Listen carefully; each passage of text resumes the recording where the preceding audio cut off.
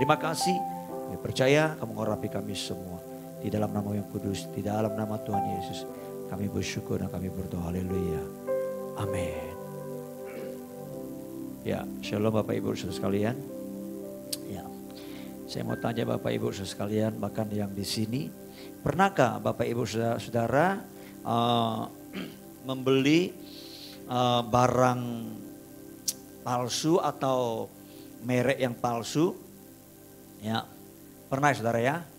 Yang KW-KW-an, yang hampir mirip gitu loh.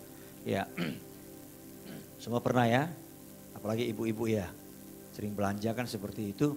Ya, apalagi online, ya kelihatannya asli, dikirimnya yang palsu saudara. Nah saya percaya saudara, apalagi kita hidup di zaman sekarang, ya zaman yang dipenuhi dengan barang-barang palsu saudara. Ya, aspal, asli tapi palsu saudara. Nah, pernah nggak saudara, ketika saudara membeli barang itu, saudara ya pikir itu asli, kemudian ketika saudara membayar harganya, ya yang sudah sangat mahal, ternyata ketika dibawa pulang tanpa sadar saudara periksa, ternyata itu adalah barang yang palsu saudara. Saya percaya saudara ketika mengalami seperti itu pasti muncul kekecewaan saudara, ya. Dan saudara mengalami risiko dan dampak, ada kerugian di situ seperti itu saudara, ya. Nah itu semua kita pasti pernah mengalaminya, entah itu barang yang besar atau barang kecil saudara. Ya, nah, tapi saya mau sampaikan saudara, ada satu dampak yang lebih serius, resiko yang lebih serius saudara daripada kita mungkin ditipu membeli barang palsu, ya, yaitu cinta palsu saudara.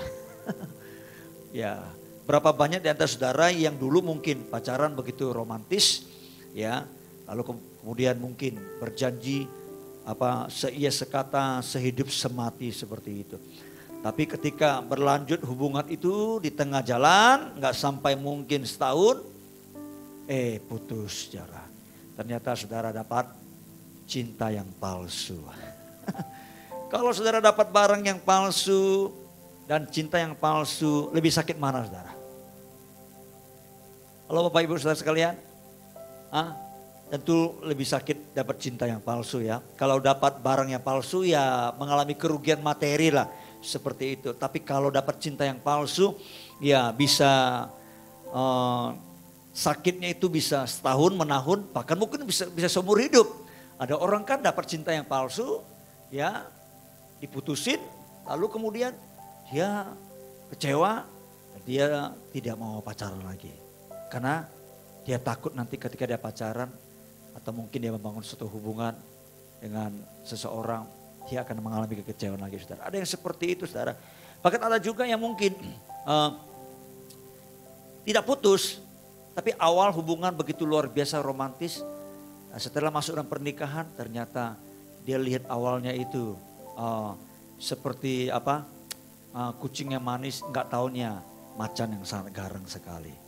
Ya, nah saudara, tapi ada satu kepalsuan yang lebih daripada barang palsu, yang lebih daripada cinta palsu, yang kepalsuannya kalau kita sampai kita kena dampaknya atau sampai kita ambil, maka sangat berisiko tinggi saudara. Apa itu? Yaitu Injil yang palsu saudara. Begitu saudara mempercayai Injil yang palsu, maka saudara bukan hanya ya hidup saudara yang sekarang itu hilang, tapi hidup yang kekal juga akan mengalami kehilangan saudara. Ya, hidup yang sekarang itu seperti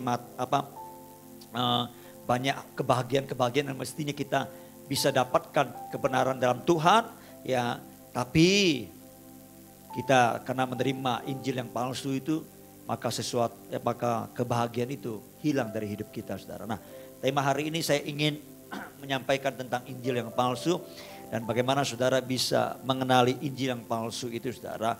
Ya, nah hampir sepanjang minggu ini kita belajar tentang Timotius, bagaimana Paulus mengingatkan dia agar jangan malu terhadap Injil, jangan malu juga memberitakan Injil. Nah, kemarin saya jelaskan bahwa banyak di antara kita itu malu memberitakan Injil. Kenapa? Karena Injil itu Alkitab berkata itu itu memang sebagai kebodohan bagi orang-orang yang akan binasa.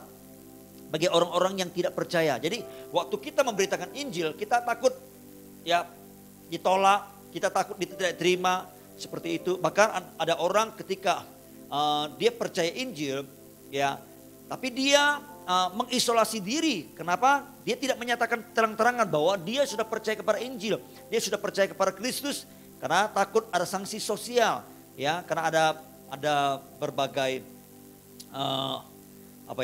kepercayaan-kepercayaan di dunia ini. Kalau kita beralih dari kepercayaan itu kepada Kristus, saudara, kepada Injil, maka kita bisa dikucilkan, kita bisa tidak dianggap, bahkan bisa dibunuh, saudara.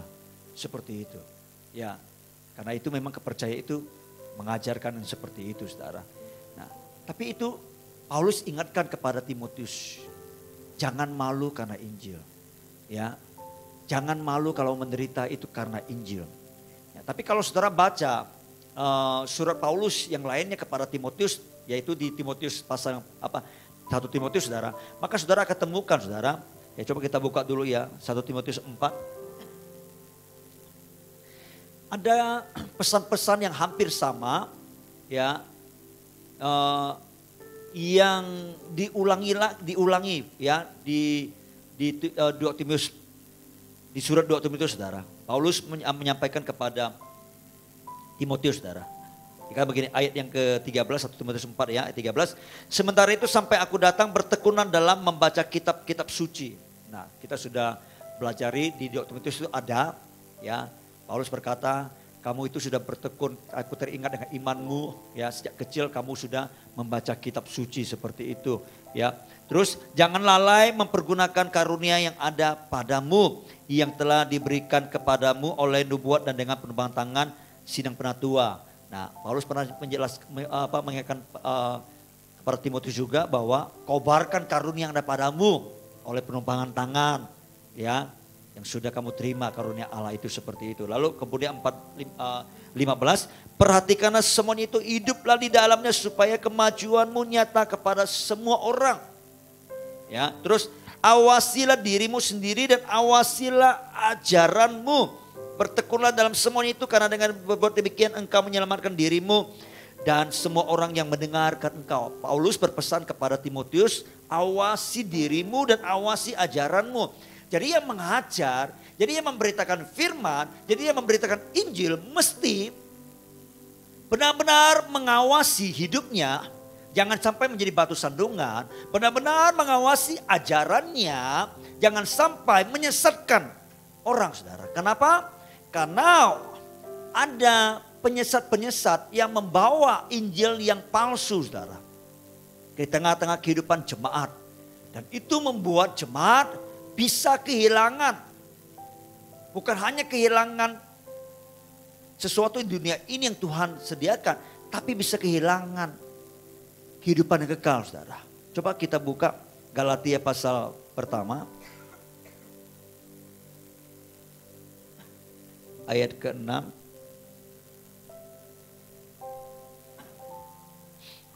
Ya, saya akan bacakan buat saudara ya. Perikopnya hanya satu Injil, jadi tidak ada Injil yang lain. Aku heran bahwa kamu begitu lekas berbalik daripada Dia yang oleh kasih karunia Kristus telah memanggil kamu dan mengikuti suatu Injil lain yang sebenarnya bukan Injil. Hanya ada orang yang mengacaukan kamu untuk bermaksud memutarbalikkan Injil Kristus. Tetapi sekalipun kami atau seorang malaikat dari surga yang memberitakan kepada kamu suatu Injil yang berbeda dengan Injil yang telah kami beritakan kepadamu, terkutuklah dia. Seperti yang telah kami katakan dahulu, sekarang kukatakanlah sekali lagi. Jikalau ada orang yang memberitakan kepadamu suatu Injil yang berbeda dengan apa yang telah kamu terima, terkutuklah dia. Jadi bagaimana sekarang? Adakah ku cari kesukaan manusia atau kesukaan Allah? Adakah ku coba berkenan kepada manusia? Sekiranya aku masih mau mencoba berkenan kepada manusia, maka aku bukanlah hamba Kristus. Saudara, surat ini ditulis oleh Paulus kepada jemaat di Galatia, di provinsi Galatia, saudara. Ya, nah ini Ya, surat yang ditulis oleh Paulus sendiri. Nah, kenapa Paulus menulis surat ini, saudara? Nah, kalau saudara membaca, ya, maka saudara bisa mendapatkan, apalagi kalau saudara membaca secara keseluruhan kitab surat Galatia ini, saudara bisa menemukan bahwa jemaat ini sedang menghadapi ajaran sesat, ya, yang Paulus sebut, ya, sebagai Injil yang palsu. Ya, ada Injil yang palsu. Injil yang palsu itu seperti apa? Injil yang dari manusia. Karena saudara baca nanti di ayat 11, saudara, dikatakan Injil yang kuberitakan itu bukan Injil manusia, tapi Injil Kristus, saudara. Nah, Injil yang palsu itu apa? Itu yang berkaitan, kalau di sini konteksnya zaman itu berkaitan dengan Yudaisme atau agama Yahudi, saudara. Ternyata di jemaat itu, saudara, ada orang Yahudi Kristen, ya, dia dulu orang Yahudi, kemudian dia percaya kepada Kristus, ya, lalu kemudian dia mencoba mencampur adukan Injil Kristus itu dengan agamanya yang lama, Yudaisme, saudara, ya, dan juga mencampurkan tradisi adat istiadat, ya, dari Yahudi seperti itu. Mereka memaksa orang-orang Kristen yang tanda petik, yang latar belakang bukan orang Yahudi, untuk apa? Untuk mereka suruh mereka harus ikuti adat istiadat mereka. Misalnya mereka berkata, kalau kamu mau selamat, kamu mesti harus disunat. Ya, percaya Yesus bagus, tapi harus ditambah, yakni disunat. Ditambahkan sesuatu, saudara. Ya, mereka mengatakan kalau kamu mau diselamatkan secara penuh, maka tidak cukup beriman kepada Yesus, kamu mesti menjalankan adat istiadat tradisi, ya, baru kamu akan diselamatkan, saudara. Nah, beberapa jemaat di Galatia percaya kepada pengajaran seperti ini, saudara, sehingga perlu Paulus itu menulis surat ini kepada mereka, saudara. Nah, kalau saudara membaca surat Galatia ini, saudara bisa menemukan, ya, ketika Paulus menuliskan surat ini, bagaimana perasaan Paulus, bagaimana pikiran Paulus itu begitu bergejolak luar biasa, saudara. Karena dia menulis minimal ada 2 kata, terkutuklah. Itu ditulis sampai 2 kali, terkutuklah, saudara. Itu perkataan yang sangat kasar, tapi itu luapan emosi, perasaan dari Paulus, saudara. Nah, kenapa Paulus menekankan, ya, atau menuliskan, sehingga dia menggambarkan perasaannya, sampai-sampai dia berkata, siapa yang memberitakan Injil palsu, Injil yang lain, terkutuklah dia, saudara. Nah, selain kata terkutuk, saudara, ada satu gambaran perasaan Paulus yang tidak biasa. Kenapa? Kalau saudara baca, ya, setiap tulisan Paulus, ya, di setiap surat, hampir di setiap surat, saudara, ya, itu dia akan tulis gini. Siapa yang tulis? Yaitu dia sendiri. Terus siapa penerimanya ada di situ. Lalu kemudian dia akan sampaikan salam. Lalu kemudian biasanya setelah itu dia sebutkan siapa yang nulis, siapa yang menerima, salam, ya. Lalu kemudian ada ucapan syukurnya. Selalu, hampir semua kitab, saudara, ya. Tapi kalau saudara baca di surat Galatia ini, di kitab Galatia ini, saudara tidak akan menemukan ada ucapan syukur di awal surat daripada Paulus ini, saudara. Ini seolah-olah dia mau menggambarkan seolah-olah saya ini nggak punya waktu lagi untuk membahas hal-hal yang begitu. Atau mungkin dia ingin menunjukkan kemarahannya, ya, tanda petik, kepada jemaat di Galatia, saudara. Kenapa? Karena mereka sedang meninggalkan Injil yang benar, ya, tapi beralih kepada Injil yang palsu. Dan ini jemaat, Paulus melihat di dalam bahaya yang besar, saudara. Ya, sehingga Paulus langsung to the point, ya. Dia tidak dia merasa tidak punya waktu lagi untuk menjelaskan yang lain, mengucap syukur ya. Karena itu waktu yang sangat genting seperti saudara. Nah sama seperti saudara, kalau saudara bisa memahami akan hati Paulus. Contohnya begini. Satu kali misalnya rumah saudara itu kebakaran. Ya kan? Nah saudara datang kepada tetangga saudara. Saudara ketok-ketok, permisi gitu kan. Lalu kemudian pintunya dibuka. Orang itu bertanya, ada apa? Sebentar saya perlu dengan Bapak gitu kan. Oh ya silakan masuk. Ya dipersilakan duduk, saudara duduk. Maaf saya mengganggu Bapak sebentar. Maksud saya begini. Tapi sebelumnya ya perkenalan dulu lah. Kita kan belum kenal walaupun kita tetangga seperti itu ya. Saya ini dulu itu datang dari Jakarta. Sekarang sudah pindah misalnya di kota saudara. Saya pindah di Singkawa. Ya, nah maksud kedatangan saya itu mau minta tolong. Apa? Saya meminta siramkan api di rumah saya yang sedang kebakar itu. Ya kan? Saya percaya nggak ada orang akan yang seperti itu. Kalau rumahnya sedang kebakaran saudara, ya apalagi dalam keadaan genting seperti itu. Orang pasti akan teriak, minta tolong, dia akan teriak, kebakaran, kebakaran. Ya kan? Dia akan minta orang untuk menyiram api itu seperti itu. Nah Paulus seolah-olah, tadi saya katakan dia tidak mau basa-basi lagi tanda petik. Sebenarnya ucapan syukur bukan basa-basi. Ya, dia tidak mau membuang-buang waktu lagi. Ya, dia langsung to the point, langsung masuk ke dalam inti persoalan saudara. Kenapa? Karena kalau sampai jemaat itu percaya kepada Injil yang palsu, maka dia akan terlepas dari Allah saudara. Nah kalau saudara baca di ayat ke-6 saudara, kita begini. Aku heran. Ini bahasa yang sangat ini bisa positif bisa negatif. Kalau misalnya begini, saya heran ya kamu itu. Nah, bisa dua, positif atau negatif, tergantung kalimat berikutnya. Saya heran ya kamu itu ya. Dulu itu orangnya biasa-biasa, sekarang nah itu herannya positif kan. Tapi begini, saya heran kamu, padahal itu kamu itu harusnya bisa. Ya, tapi nah itu kan berarti yang negatif. Ya kan?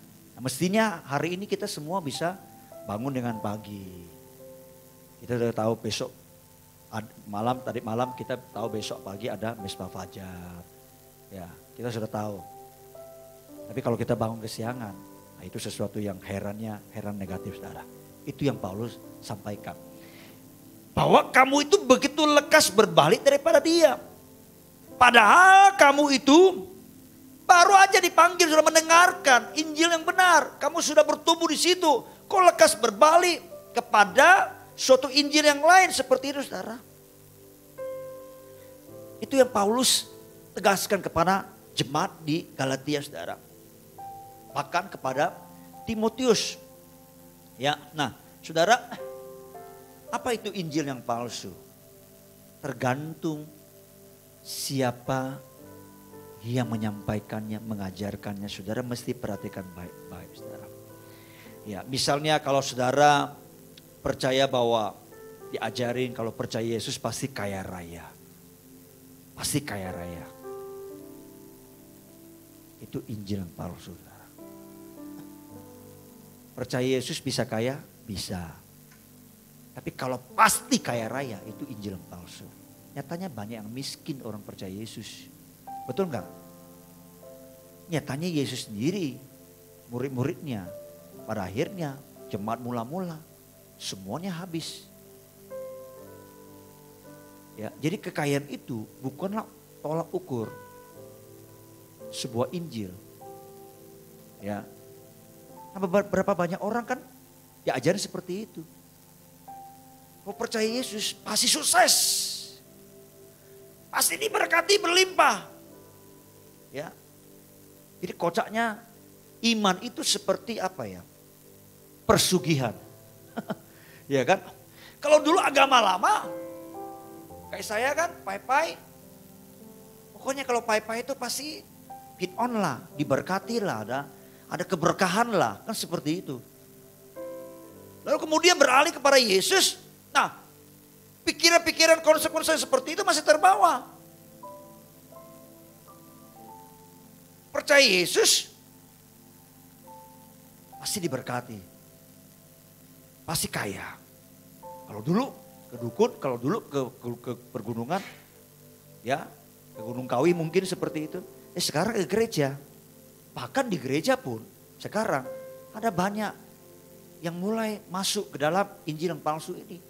Pakai alat-alat, barang-barang kekristenan dianggap seperti jimat. Air kudus lah, salib kudus lah, bendera kudus lah, ditulisin bendera-bendera kecil itu. Ya, saudara, ada itu. Ada gereja besar seperti itu. Itu bendera itu ditulisin, misalnya gini, Yesus datang supaya aku hidup dan hidup dalam kelimpahan. Ditulis, lalu ditancapkan di rumahnya, di kamarnya. Kamu begitu bangun pagi kamu lihat ya bendera itu. Nanti kamu pasti akan jadi seperti itu. Itu persugihan saudara. Ya, hati-hati saudara. Hati-hati. Jangan sampai kita masuk ke area sana saudara. Nah sebenarnya Injil itu holistik saudara. Ya memang di Injil itu kalau saudara baca di Injil itu. Ya Tuhan juga pernah sembuhkan orang, pulihkan orang. Ya ada mujizat, ada terobosan, ada kebangkitan seperti itu. Tapi dengarkan baik-baik, itu hal yang minor. Bukan berarti itu salah ya. Yang mayor itu apa? Yang mayor itu adalah Injil itu adalah berita, kabar baik kan. Nah kabar baik ini seringkali diselewengkan. Kabar baik itu begini, dulu kamu miskin, kalau percaya Yesus jadi kaya. Ya kan? Itu sebenarnya hati-hati saudara. Itu pengajaran-pengajaran yang tidak holistik. Itu bisa membuat kita menyimpang saudara. Ya, nah harusnya kan Injil itu kan gini. Kabar baik apa? Tentu kabar baik itu pasti ada kabar buruk. Betul nggak? Kalau kita bisa tahu itu kabar baik, berarti ada kabar buruknya, ya kan? Nah, kabar buruknya apa? Manusia semua sudah berdosa, telah kehilangan kemuliaan Allah. Tidak bisa menyelamatkan diri sendiri, tidak bisa dengan perbuatan dengan amal salehnya, tidak bisa. Ya, kabar baiknya, karena manusia tidak bisa diselamatkan dengan perbuatan amal baiknya, maka Allah turun jadi manusia untuk mati bagi manusia di atas kayu salib. Ya, dan barang siapa yang percaya apa yang Allah sudah lakukan itu, dia akan diselamatkan. Nah itulah Injil itu. Inti Injil itu apa? Salib Kristus saudara. Salib Kristus saudara. Ya, jadi kalau ada orang Kristen atau ada hamba Tuhan tanda petik, yang kalau dia sampaikan, kalau fokus hidupnya itu berkat-berkat, mujizat-mujizat, terobosan-terobosan saudara. Dan tidak pernah berbicara tentang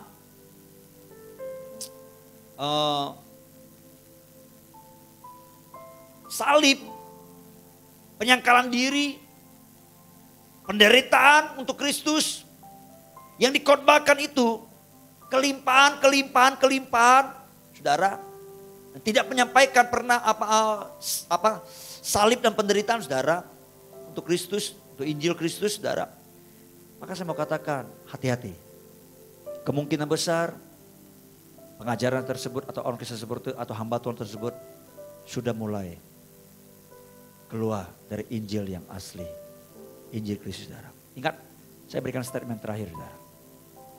Karena kita mungkin waktu tidak terlalu lama, panjang. Iblis tidak akan pernah menawarkan kepada manusia sesuatu yang membuat manusia menderita. Yang iblis tawarkan adalah kelimpahan, kenikmatan, kekayaan. Saudara. Dia tidak akan pernah menawarkan kepada kita salib, apalagi itu penderitaan. Saudara. Jadi saudara bisa menilai ya. Kalau ada pengajaran atau orang Kristen atau hamba Tuhan yang terus penyampaian khotbahnya, pengajarannya, kelimpahan. Kalau kamu memberi, kamu akan diberi. Ya, kalau kamu menabur, kamu akan menuai. Itu terus, ingat itu nggak salah. Tapi kalau itu terus fokus ya saudara, tidak pernah dia sampaikan bagaimana memikul salib, menyangkal diri, menderita bagi Injil, bagi Kristus, saudara. Saudara sudah bisa menilai lah. Itu khotbah, itu pengajaran atau fokus kehidupan. Itu seperti apa? Dan itu dari siapa? Idenya, saya yakin pasti bukan dari Tuhan. Itu pasti dari iblis, saudara. Itu yang Paulus sampaikan kepada jemaat di Galatia, saudara. Ya, itu sebabnya dia tekankan ya kepada jemaat di Galatia, kalau saudara baca di ayat 11. Sebab aku menegaskan kepadamu saudara-saudaraku bahwa Injil yang kuberitakan itu bukanlah Injil manusia. Karena aku bukan menerimanya dari manusia. Dan bukan manusia yang mengajarkan kepadaku. Tetapi aku menerimanya oleh penyataan Yesus Kristus. Sebab kamu telah mendengar tentang hidupku dahulu dalam agama Yahudi. Tanpa batas aku menganiaya jemaat dan berusaha membinasakannya. Dan dalam agama Yahudi aku jauh lebih maju dari banyak teman yang sebaya dengan aku di antara bangsaku. Sebagai orang yang rajin memelihara adat istiadat nenek moyangku. Dia sampaikan, dulu aku lakukan seperti itu. Aku gak bercacat. Tapi itu sampah sebenarnya. Setelah aku mengenal Injil Kristus yang benar itu. Jadi saudara mesti hati-hati ya. Saya berdoa kepada kita semua. Apalagi saya katakan media sosial sangat gampang sekali untuk kita akses semua pengajaran-pengajaran yang ada. Ya. Mesti tekun dalam membaca Alkitab, saudara. Minta Roh Kudus untuk menolong. Supaya saudara bisa memahami setiap kebenaran-kebenaran firman atau Injil yang disampaikan. Amin Bapak Ibu saudara sekalian. Ya, saya pribadi, saya lebih menekankan pengajaran bagaimana perubahan karakter kita di dalam Kristus Yesus. Karena itu jauh lebih penting setelah kita menerima keselamatan. Kalau soal berkat, saya percaya kalau kita hidup sesuai dengan Injil, kita hidup bertanggung jawab, kalau kita kerja rajin, ya kita pasti diberkati saudara. Amin. Ya, jadi penting sekali saudara dan saya untuk memperhatikan supaya saudara jangan beralih dari kebenaran Tuhan, dari Injil Kristus kepada Injil yang lain. Amin.